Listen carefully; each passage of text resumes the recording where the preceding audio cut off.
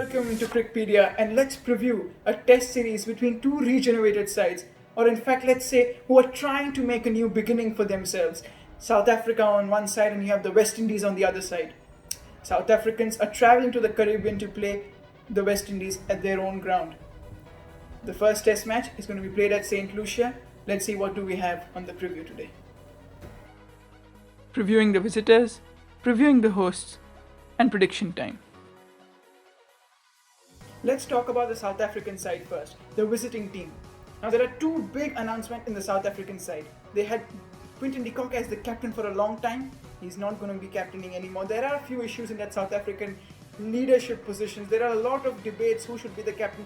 They've gone with Dean Elgar as the captain this time. And the other big announcement, this is going to be one of their first series without Faf du Plessis, their prime number 4 batsman, super player, plays every format with the same passion. He's not playing test cricket anymore. And that's why this is going to be their first series without Faf du Plessis.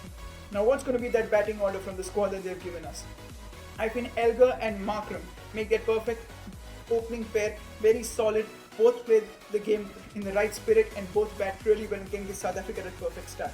They are a little on the weakish side. I won't say they're a weak team, but on a weakish side, and if they play well in this series, it's going to be a big difference in South African cricket, and the openers have to lead the way. Aiden Markram and Dean Elgar are the perfect opening pair. And what about your number 3 batsman? They found a wonderful number 3 batsman in Rassie van der Dussen. He was a new find in the 2019 World Cup, then shifted to the Test format, and he's been playing well. And I feel he has a lot of potential to make that number 3 position all his. At number 4, they have a short-heighted, very experienced guy, Temba Bavuma. He is so calm under pressure when I see him play. He's one of the calmest people in that South African setup. And he is that perfect number 4 who can, now he used to bat at number 5, now he has to promote himself to number 4 because there is no Faf du Plessis. So Temba Bavuma is a perfect choice for number 4. At number 5, I feel I'm going with the wicketkeeper, Quinton de Kock. He actually bats at number 6, but I mean, you always want your experienced players to bat up the order so that they can face more balls and they have time to settle. And that's why I'm going with Quinton de Kock at number 5, and I feel that top 5 is pretty solid. And if they bat well in those West Indian conditions against those tall West Indian bowlers, I feel this top 5 can create havoc. Now your top 5 is pretty solid. What about number 6? There is going to be a debutant this time. Missing Faf du Plessis, you need to replace somebody. You've promoted Bavuma and de Kock up the order, but now at number 6 you need a debutant. And I feel it's going to be a beautiful all-rounder in the form of Saril Ervi. I've seen him bat. I don't know if I'm pronouncing his name properly, but the fact that his game is brilliant. He's a left-hand bat, and he's a beautiful player when you watch him on screen. He is so elegant when he's batting, and that's why I'm going to go with him at number 6. Saril Ervi is a perfect debutant for this game. At number 7, you have your old fox, Keshav Maharaj. He's a brilliant left-arm spinner and a beautiful batsman. I feel Keshav Maharaj has improved his batting over the years. He was a fantastic bowler always, but he's improved his batting over the years. And that's why at number 7, there's nobody except him who can fit that spot. Now, at 8, 9, 10, 11, you never know. Now, if the first match is going to be played at St. Lucia, you can expect greenish wickets, assisting the fast bowlers. West Indies are going to come with a lot of fast bowlers, so will the South African camp. And South Africa's biggest strength is going to be fast bowling. They have a brilliant quartet of fast bowlers. First of all, a new guy who is also going to make his debut. We all saw him a little bit in the IPL. He was impressive, troubled Virat Kohli a little bit. Marco Jansen, a 6 feet 8 inch left arm fast bowler, will get the ball from this height, will be really lethal. And that's why I'm really excited to see Marco Jansen make his debut at number 8. At 9, 10, 11, you have Lungi Ngidi, you have Anrich Nokia, and you have Kagiso Rabada. A superb quartet of fast bowling. And if this bowling lineup works to its potential, South Africa are clear winners in this series. And that's why I'm saying the batting is pretty strong, the debutants need to perform on this big stage, and the bowling can take care of itself. This is a good South African side, and you may see a very positive new beginning from the South African setup. Look at the home side, the West Indies side. What do they have this time? The good part is from that Sri Lankan series that they played a few months ago, where they were successful with a new captain in the form of Craig Brathwaite, they have few experienced players who have come back. You have Shai Hope who has come back, you have Darren Bravo who has come back, and that gives their batting a big boost. and that's why their 11 this time will look stronger than it was a few months ago, and they still performed well that time. So you expect the home side to perform well this time as well. They're going to go with their captain to open, Craig Brathwaite at one side, and with him, I'm going with Kieran Powell. I like both of them opening. I've seen both of them. Kieran Powell again is a very experienced player. People forget him because he's been in and out, but I feel if he makes that first 11, it's brilliant for West Indies because both are gritty batsmen, solid right-handers, and can give them a good start. What about your number 3 batsman? I'm going with Shai Hope as my number 3 batsman. He's been so fascinating over the years. They're wicketkeeper, and I feel one of the finest batsmen in world cricket today. One of the most classiest batsmen. The way he drives the ball through covers just shows how classy he is, and that's why Shai Hope is my choice at number 3. Number 4, Darren Bravo. He's such a flamboyant left-hander. When you look at Darren Bravo, he reminds you of Brian Lara. Maybe his statistics don't remind you of Brian Lara, but the kind of play he has, he really reminds you of the flamboyant play. He doesn't get scared of taking the ball over the cover fielders, and that's why Darren Bravo can make a lot of effect at number 4 if he plays.